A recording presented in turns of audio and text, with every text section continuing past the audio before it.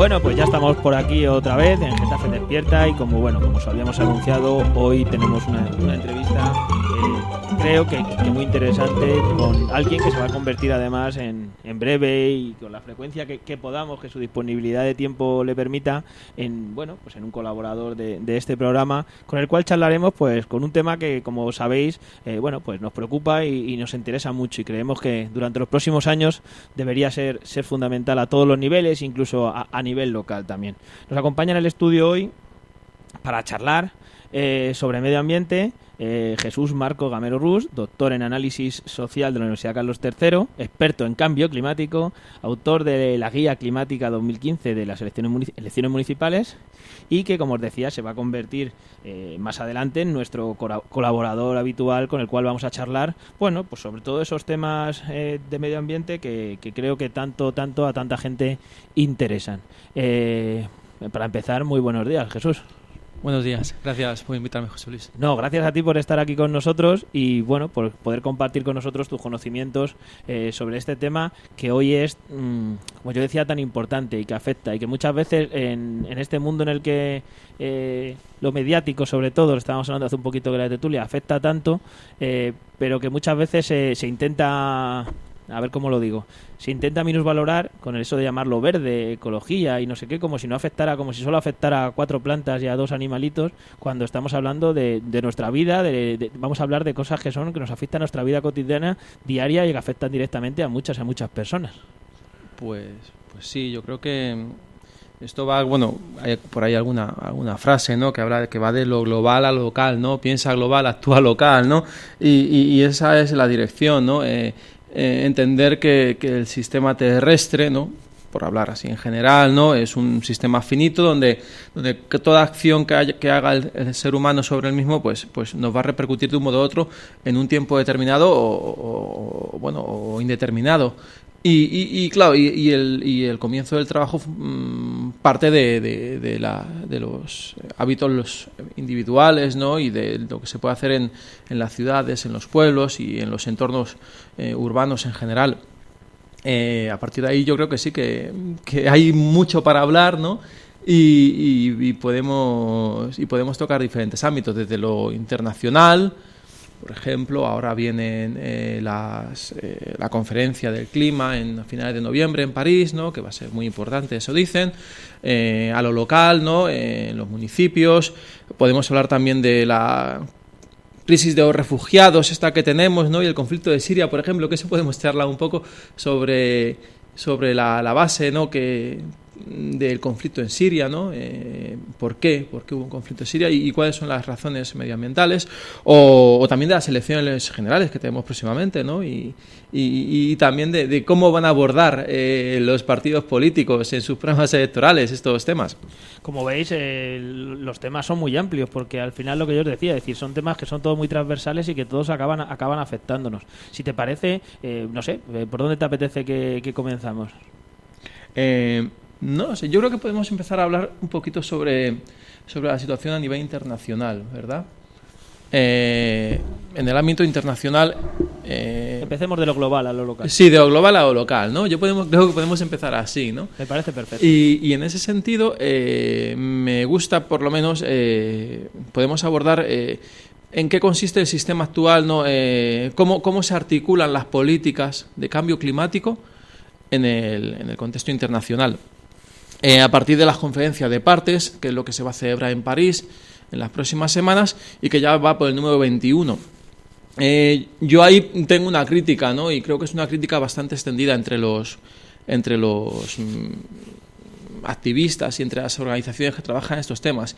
Y es que todo este debate climático a nivel político se ha construido a partir de unas premisas que iban de lo científico-técnico, esto es, el estudio del cambio climático y las soluciones que se pueden dar, a lo económico-financiero, debido al modelo económico imperante, que podemos entender lo que en la actualidad es un modelo neoliberal, ¿no?, muy basado en los aspectos financieros.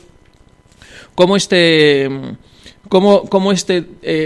ámbito ha abarcado todo lo que es el debate climático. Quiero decir con esto que que cómo estos mecanismos financieros como el Protocolo de Kioto han absorbido lo que es la esencia del debate sobre cómo deberíamos cuidar la Tierra. Y esto ha llevado a que, por ejemplo, el debate político, ¿no?, de cómo transformar la sociedad realmente y cómo transformar la sociedad humana haya quedado un poquito aparcado en beneficio de debates, quiero decir, financieros, ¿no?, que están más en la onda de lo que se demanda, de cómo es nuestra sociedad en la actualidad, donde lo financiero prima. ¿Eso qué ha resultado en eso? Pues que el Protocolo de Kioto realmente no ha dado los resultados efectivos, o algo mucho más claro que podemos ver en las últimas semanas, el caso de la Volkswagen. Yo lo analizo de esta forma. Volkswagen es una organización, una empresa, ¿no?, de automóviles, que dice, bueno, primero se sube al carro de lo verde y dice, vamos a hacer coches más verdes. Vale, qué bien, qué bonito. Pero luego pues se ponen a trabajar internamente y dicen, oye, es que no somos capaces de sacar unos motores o no somos capaces de sacar un beneficio financiero de todo esto. Entonces dicen, bueno, lo que hacen es mantienen hacen pues unas trampas, ¿no?, que pueden ser en los motores, en los software, y luego mantienen el mismo perfil y mantienen las mismas emisiones, se puede decir, ¿no? Los coches de Volkswagen ahora emiten igual que hace 10 o 15 o 20 años. Y entonces dices, ¿y por qué? Pues porque ellos hacen un estudio financiero de qué supondría a ellos realmente implementar esas políticas de eficiencia en sus motores. Y dicen, esta cuenta no nos sale. Bueno, pues vamos a seguir con esta mentira. Y el problema es que si Volkswagen lo ha hecho, imagínate que es una de las grandes empresas mundiales en este ámbito, imagínate lo que hacen otras empresas a otros niveles, ¿no?, igual de grandes o igual de pequeñas, se suben al carro de lo verde, de la eficiencia energética, de la responsabilidad social corporativa, que se llama, y lo que realmente es el término que se llama el greenwashing, no sé, bueno, no me acuerdo cómo es en español, ¿no?, pero que es el lavado verde, ¿no? Dicen, no, somos verdes, pero al final son iguales. Entonces, podemos ver cómo eso influye desde las negociaciones del clima, donde el componente económico-financiero prima sobre el debate sobre derechos humanos, sobre pobreza, sobre, digamos, educación, sobre mil cosas, prima el hacer cuentas sobre el debate real de cómo cambiar la sociedad humana. Y eso se traslada, va bajando en esferas, ¿no? Entonces, yo creo que ese es un problema, ¿no? Y creo que cuesta bastante ver que eso, conseguir que ese cambio se llega a dar. Sí, yo creo que, claro, al final, y en parte, no sé si coincides, en parte de esa valoración mediática, ¿no?, del hecho de que se pone de moda lo verde, como apuntabas con el caso, es decir, el caso del Volkswagen, el caso de los coches, es yo necesito vender los coches y decir que son verdes, pero luego, bueno, pues como lo primero es que el coche tenga un coste que además lo pueda comprar la gente, pues al final hago trampa porque no me creo lo de lo verde, porque no lo comparto, porque no voy a mirar eso. Entonces, eso afecta igual, en lo que comentabas, en todos los procesos más globales, más mundiales, que al final se antepone siempre la parte económica financiera antes que, en este caso, por ejemplo, las personas, que al final es un poco lo que estamos tratando. Sí, y bueno, y eso a veces en las cumbres del clima, como yo solamente estuve en el 2009 en Copenhague, que fue de las más importantes, ¿no? Bueno, luego a lo mejor lo unimos eso con el caso de Siria, ¿no? Porque fui como periodista de un periódico sirio, échale tú. Estaba viviendo esa época en Siria, estuve viviendo un año en Siria justo antes de la guerra, y bueno, y como era en Copenhague, venían Navidades, dije, bueno, pues aprovecho en que vuelvo a España, ¿no? Hablé con un periódico local que editaba en inglés, Balanda se llamaba, en Damasco. Le dije, oye, ¿me sacáis una acreditación como periodista? Y yo os escribo una columna al día, ¿no? La envío, ¿no? Y ya en el camino que me voy hacia España, pues me paso por Copenhague, estoy una semanita y luego no he pagado ni nada, ¿no? Pero bueno, me apetecía conocer. Y de hecho Copenhague, la Conferencia de Partes 15 de 2009 fue de las más importantes. Luego la de Poznan unos años después también, pero la de París realmente es como la continuación de gran cumbre del clima, donde se va a resolver todo y al final no se va a resolver nada. Pero bueno, eso es otra cosa. El caso es que mi experiencia allí fue esa, ¿no? Como era periodista podía chafardear bastante en diferentes salas y veías como el movimiento alternativo o de ONGs o de sociedad civil, digamos, no iba por un lado y las reuniones de los políticos iban por otro realmente. yo no creo que haya cambiado mucho esa situación. Y claro, el problema es cómo realmente cambiar todo eso. Bueno, tiene su... Si te parece, nos cuentas un poco, podemos hablar de eso, de esa relación del tema medioambiental, cambio climático, con lo que sucede en Siria, por ejemplo, para que siempre los ejemplos prácticos parece que son los que más claro le dejan a la gente estas circunstancias. Sí, porque realmente eso es lo que nos hace llegar a hablar de las dimensiones sociales y políticas del cambio climático. Bueno, yo estuve viviendo en Siria entre entre 2009, sí, entre marzo de 2009 y febrero de 2010, ¿no? Estuve casi un año. Bueno, un mes me lo pasé viajando un poquito por allí, ¿no? Pero en Damasco estuve casi 9-10 meses viviendo.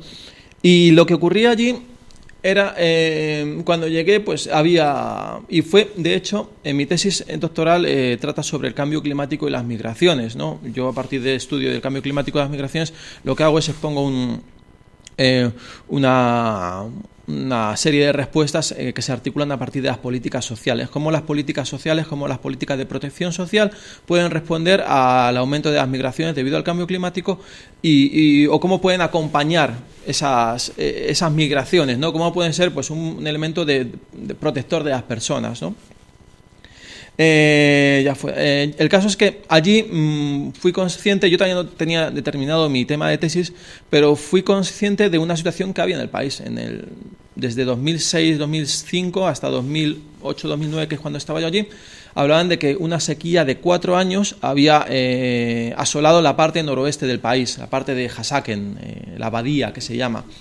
Y que eso había producido, pues, que ese proceso de desertificación, de impacto de aumento de las temperaturas debido al cambio climático, había producido un gran flujo de personas que se desplazaran y migraran desde esa parte del noreste del país, que es más la frontera con Irak, hacia grandes ciudades, hacia los núcleos urbanos, que son, pues, Alepo y Damasco, ¿no? De hecho, cuando yo estaba viviendo en Damasco, había bastante seguridad y no se veía un descontento social. Las noticias que llegaban desde Alepo, estamos hablando ya de 2009, era que comenzaba a haber cierto descontento en las calles, ¿no? Y ahí es donde hablamos. El aumento de las masas de personas de desheredadas, de agricultores, de pobres, que llegaron del campo a la ciudad, ¿no? Aumentó, pues los slums, los barrios empobrecidos, ¿no? Y la demanda de protección social por parte del Estado. Oye, han llegado muchos pobres y el Estado, pues, no tenía la capacidad de responder a esas demandas. Eso es como, digamos, como el caldo de cultivo, ¿no? Como la parte del cocido, que luego vino continuada por la primavera árabe, por lo que pasó en Túnez y cómo se expandió. Entonces, y de hecho, pues, muchos autores han hecho esa vinculación, ¿no? Como todo ese proceso de degradación medioambiental fue una de las causas subyacentes del conflicto en Siria. Evidentemente hay otro tipo de causas alrededor. La estructura orgánica institucional, ¿no? que está controlada por una etnia, ¿no? de la costa oeste de Latakia, ¿no? De donde viene al-Assad. La convivencia que se vivía una convivencia entre cristianos, entre musulmanes shia, entre musulmanes se me ha olvidado, como los shia y los sunís, ¿no? Había cierta convivencia, ¿no? Y como eso de repente explota, ¿no? O sea, hay diferentes factores que llevan a la explosión del conflicto, pero realmente y los aires de libertad que venían de fuera. Pero realmente lo que digo es que una de las causas de que subyacentes era el descontento social, que era articulado en parte por el problema de la migración medioambiental del campo a la ciudad y el aumento de la población y todo esto. Yo debía haber escrito este tema cuando estaba allí, pero como soy un poquito vago no lo hice. Y además, como cogí, y yo en mi tesis doctoral lo que hice fue coger esta idea del cambio climático produce migraciones para desarrollar yo mi discurso y mi trabajo, aunque no me centré en Siria. Pero bueno, me vino, al menos, aunque es una desgracia todo lo que ha pasado, al menos yo de allí sí que cogí la idea, ¿no?, de cómo el cambio climático afecta a las migraciones. Sí, además es curioso porque además yo creo que esto existen estudios, ¿no? Más basados en la historia, menos ejemplarizantes, pero sí que en la historia de cuántas veces, causas como la que tú apuntas, por ejemplo, de esas sequías, en este caso en Siria, han provocado cambios políticos o migraciones en también muchos casos. Yo creo que haber visto por ahí algunos libros que mencionan específicos del siglo XVIII, del siglo XVII, donde se han hecho esos estudios de cómo afectan esa relación que existe entre ambos aspectos.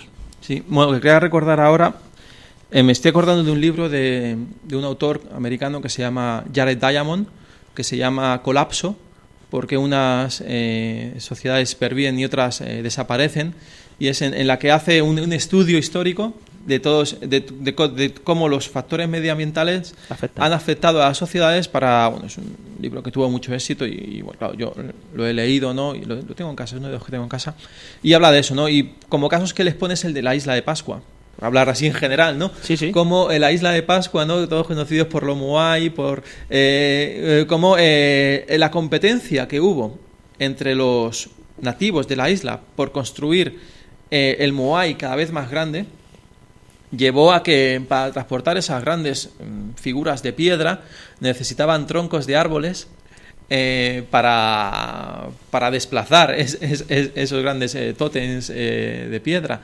Y entonces lo que produjo fue que claro, fueron deforestando poco a poco la isla hasta que se quedaron sin árbol y casi sin medios, y eso produjo pues que la sociedad fuera pereciendo y las migraciones, ¿no? Hay una película que se llama Rapa Nui que habla un poquito de eso. Luego, por ejemplo, más cercano, más contemporáneo, es en los años 30 el Dust Bowl en Estados Unidos, el cuenco de polvo que se llama, como un proceso de sequía en el centro, en las partes agrícolas de Estados Unidos, produjo un gran desplazamiento de personas hacia la costa de California, ¿no? De estos, no sé, no me acuerdo qué estados son los de Arkansas o alguno más del centro de Estados Unidos, que se desplazaron hacia Oklahoma, ¿no? Porque de hecho se llamaba los Okies a estos tipos de tal, y se expresa muy bien en el libro de las uvas de la ira. Sí. Eso es un proceso más contemporáneo, ¿no? Y bueno, seguro que me viene a la cabeza alguno más, pero no. Creo que hay bastantes casos. En la época colombina, las civilizaciones aztecas o mayas también sufrieron este tipo de problemas. También, bueno, creo que hay bastantes estudios al respecto. Sí, bastantes ejemplos de esa relación que tienen unos procesos y otros. Y ahora, si te parece, pues volviendo, digamos, no sé si a lo local, pero sí a lo nacional, para que la gente luego lo vea en el ámbito más cercano, en qué circunstancias nos encontramos en lo más local, por llamarlo de una manera, si nos centramos solo a lo mejor en la Unión Europea o en Europa o en España, a esos niveles, ¿dónde podemos ver esos procesos que se van dando, que empiezan a tener algunas pautas? Yo primero una pequeña crítica, hablando de esto, a la política de la Unión Europea, ¿no? Y es decir, ¿cómo podemos tener un comisario de cambio climático, de sostenibilidad o medio ambiente, que es Miguel Arias Cañete, que es el máximo responsable del cambio climático en la Unión Europea, ¿no? Y es un señor que en alguna ocasión ha mostrado sus reticencias con respecto a la protección medioambiental o al cambio climático. De hecho, ha llegado a tener participaciones o acciones en empresas petrolíferas, por dejarlo ahí, ¿no? Que yo entiendo que cuando entras en una estructura como la Unión Europea, Comisión Europea, no, él es un comisario, bueno, pues él asume la línea política, ¿no? Ya fuera con más ganas o con menos, o con más demagogia o menos demagogia, intenta continuarla, y bueno, tiene ahora la COP21, donde él va a ser uno de las personas más importantes que van a estar allí en todo el meollo de la cuestión, e imagino que él asumirá el discurso político de la Unión Europea de protección del medio ambiente, los objetivos de reducción de emisiones y todo eso. Pero realmente dices, ¿puede ser el cabeza de esta política alguien que realmente está ahí porque sí, ¿no? Porque la han puesto? Bueno, ya de inicio vemos que las bases no son muy sólidas. Bueno, de todos modos, a mí a lo mejor yo entiendo que la Unión Europea es un líder en el tema de la lucha contra el cambio climático, pero también está sujeta a la influencia de la política financiera, la política económica, que es la que domina y donde el beneficio prima, la reducción del déficit y a lo mejor aventuras como la transformación radical de lo que es el radical o progresiva de lo que es el sistema, nuestros medios de vida a nivel global, a nivel europeo, en beneficio de unas políticas más sostenibles de reducción de emisiones, pues yo creo que toma su tiempo y al final también está en manos de los estados. Y yo creo que si te parece, a lo mejor podemos comentar muy básicamente, porque todavía no han salido programas, el escenario que tenemos de aquí a diciembre, a las elecciones generales, ¿no? Sí. Que es a lo mejor lo que más nos atañe. Lo primero, en perspectiva, hablando de las elecciones locales pasadas, de mayo, el debate climático fue inexistente. O sea, la guerra era otra. Y yo, por lo que pude seguir, ¿no?, en las elecciones autonómicas y municipales, pues se omitía bastante, ¿no? El debate en las elecciones municipales, entiendo que el debate, a pesar de que hayan ganado candidaturas en grandes ciudades o que ostentan la alcaldía en grandes ciudades como Barcelona, como Madrid, como Valencia, como Zaragoza, otras como Coruña, candidaturas que se puede llamar de alternativas, ¿no?, a los partidos tradicionales, que se supone que van a introducir otro discurso, se supone, vamos a ver, ¿no? Realmente el discurso medioambiental se omitía y se hablaba de crisis, de empleos y de la pelea entre partidos y, bueno, lo de siempre, no nada nuevo bajo el sol, ¿no? El debate local y el debate sobre la sostenibilidad de las ciudades, de los entornos urbanos, yo entiendo que no trascendió realmente hacia lo que las personas podían a influir el voto de las personas. He dicho esto, y con estos antecedentes cabe preguntarse qué papel van a tener las políticas de sostenibilidad y de lucha contra el cambio climático en el debate nacional, en el debate de las elecciones generales. Bueno, pues yo, para empezar, no lo veo con mucho no lo veo de una forma muy positiva. Tengo esperanzas, a lo mejor con quienes yo colaboro políticamente, o a lo mejor mi filiación política, que entiendo que va a haber buenas propuestas, ¿no? Va a haber propuestas positivas, ¿no? Y entiendo que se van a trasladar a los programas electorales. Y bueno, ayer, por ejemplo, estuve en un foro, mira, lo tengo aquí, lo he traído, he organizado en la UNED, ¿no? Y se llamaba un foro que organizaba la UNED con la Fundación Conama, con una organización que se llama Green Budget Europe, y el título era Trabajo, Crecimiento y Sostenibilidad, el rol de la reforma fiscal medioambiental en la recuperación económica. Bueno, muy específico, ¿no? Fui también porque, como no estaba muy puesto en el tema, me quise ir, ¿no? Pero es solo un detalle, pero había un representante de Podemos, había un representante de Ciudadanos, había un representante del PSOE, la secretaria de Cambio Climático, Pilar Lucio, pero no había nadie del PP. Y no fue una... No es que no les invitaran. No, les invitaron, pero no es que fuese una cosa específica. Fue un momento que no hemos ido, sino que normalmente es así. Y hay que decirlo, ¿no? Sí, yo creo que incluso tienen una aversión en el Partido Popular a las palabras cambio climático. Esas dos palabras no suelen gustar mucho. Sí, eso puede ser interesante comentarlo, ¿no? El carácter ideológico de la degradación medioambiental, ¿no? Como en España, porque en Europa no es así. Cierto. En España se atribuye el término cambio climático y lucha contra el medio ambiente a posiciones de izquierdas. Ese discurso viene directamente de Estados Unidos, que es de quien se alimenta la FAES, realmente, ¿no? Del discurso negacionista de los think tanks de Estados Unidos. Y la FAES es quien trata de influir, ¿no?, dentro de la estructura del PP sobre este discurso. Y es un problema, porque en el resto de Europa, ¿no?, los partidos conservadores de derechas tienen asumido e interiorizado en mucha mayor medida el discurso del cambio climático y la realidad del cambio climático que en España el Partido Popular, y hay que decirlo así. Entonces ahí tenemos un problema, ciertamente, ¿no? Con el mayor partido, el partido más importante, ¿no? De la derecha. ¿Cómo tú puedes implementar políticas medioambientales sostenibles cuando tú realmente no te lo crees?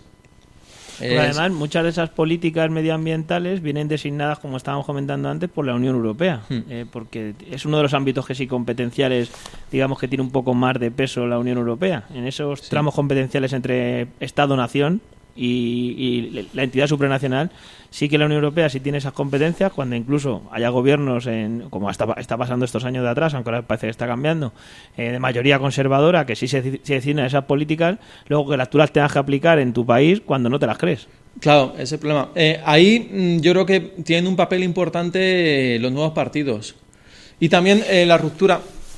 Creo que también es importante. Esto es debido a que en España el bipartidismo y el PSOE siempre en esta estructura bipartidista, el PSOE siempre ha asumido con mucha comodidad el discurso del cambio climático y medioambiental, ¿no? Entonces, como el PSOE lo tiene muy asumido y muy interiorizado, el PP, como hay que oponerse, dice, bueno, pues yo no me creo esto, cuando lo que deberían hacer es asumir ese discurso. Ahí, yo entiendo que eso va a ser un papel importante en dos direcciones. Uno, de los nuevos partidos, Podemos y Ciudadanos. Podemos, todavía tengo mis dudas en cuanto a los dos, porque la base, cómo Podemos en estos momentos se estructura, como las bases ideológicas de Podemos no asumen mucho el discurso medioambiental y climático, pero se nutre de corrientes internas, ¿no? Bueno, como gente de Cuo, López Ugalde, que en las confluencias que hacen, ¿no? Yo creo que les alimentan bastante. Sí. De Ciudadanos todavía no lo tengo claro. No recuerdo yo discursos muy efectivos y muy evidentes sobre este tema, ¿no? Yo espero leer algo y bueno, llevarme alguna sorpresa positiva, ¿no? Ayer escuché algo y no me llegó a gustar mucho, pero bueno, vamos a dejarles ahí, ¿no? Vamos a darles una oportunidad. Vamos a darle una oportunidad, pero el foro en el que estuve ayer escuché algunas cosas que no me llegaron a gustar del representante de Ciudadanos, pero bueno, vamos a dejarles ahí. Y dos, que es importante, cómo el discurso medioambiental y climático, y claro, diciendo que el PSOE asume ese discurso cuando está en el gobierno, actúa en cierto modo, pero yo también entiendo, también siendo un poco crítico, porque creo que es importante, que la deriva institucional y gubernamental a veces no te permite implementar esas políticas que tú quisieras o que tú pones en tu programa electoral. Y yo creo que eso es algo sobre lo que hay que trabajar, ¿no? En el caso, por ejemplo, de que, por supuesto, en el caso del que el PP, si vuelve a renovar mayoría o vuelve a gobernar, habrá que seguir insistiendo, aunque ya digo que las esperanzas no son muchas, y en el caso de que el PSOE consiga formar gobierno, igual, ¿no? Saber que hay un programa electoral que sí que traduce eso, y que trabajar o insistir para que esas políticas que se expresan en el programa se traducen en la acción de gobierno.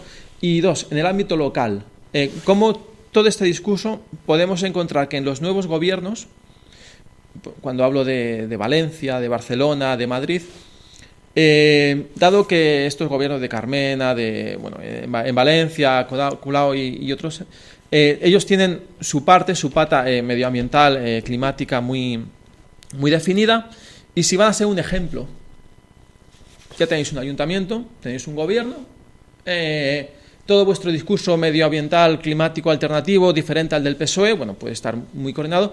Veamos si realmente lo implementáis, ¿no? Tenéis las herramientas para llevarlo a cabo y para ser punta de lanza en ese sentido, en las ciudades. Yo creo que es muy importante ver cuál va a ser la evolución de las grandes ciudades en ese sentido, en el futuro, con estos gobiernos de un carácter diferente al bipartidista. Sí, yo creo que porque al final ese carácter de alternativos, y como volvemos al poco al principio, que se le quiere dar siempre al tema medioambiental, al tema de cambio climático, al tema ecológico, si realmente estos gobiernos, que en su parte, como tú dices, sobre todo el área de confluencia, con participaciones, tenemos concejal del Ayuntamiento de Madrid, es alguien que viene de Equo, aunque antes venía de Izquierda Unida, en el caso de Inés Sabanés, pues claro, al final si esas políticas que se defienden cuando uno quiere acceder a un cargo, a una institución, a la hora de implementarlas, no eres capaz de implementarla, le está dando argumentos a los opositores a decirles, es que esto no se puede hacer, no lo hizo usted cuando usted tenía las responsabilidades.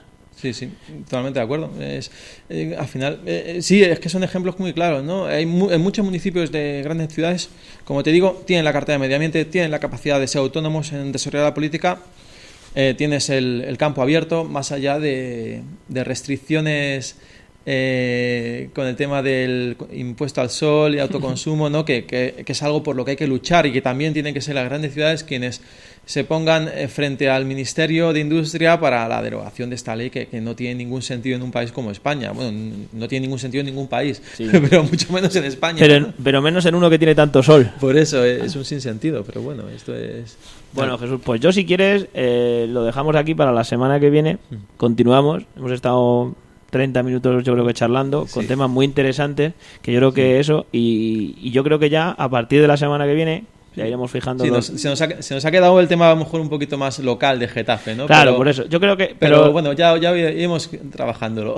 Pero yo creo que lo dejamos ahí para que la gente se vaya enganchando. Yo creo que hemos hecho una buena visión desde arriba, desde lo más lejano, hasta empezar a traerlo aquí a lo cercano, y luego empezaremos, pues bueno, pues semana a semana a ir comentando, pues acercándolo más y hablando sobre medidas concretas que se pueden implementar, tocando temas, experiencias que se hacen en otros países, que yo sé que tú bien conoces, en otros lugares, o incluso experiencias que nos han implementado y que, joder, tanto que nos gusta, sobre todo a los políticos, les gusta mucho eso de ser los primeros en algo, pues vamos a darles ideas de medidas que se pueden implementar y que yo creo que pueden ser efectivas. Seguro que sí. Pues nada, Jesús, muchas gracias por haber estado aquí esta mañana con nosotros. La semana que viene volvemos a charlar y nosotros, nada, en un ratito volvemos a estar aquí con vosotros.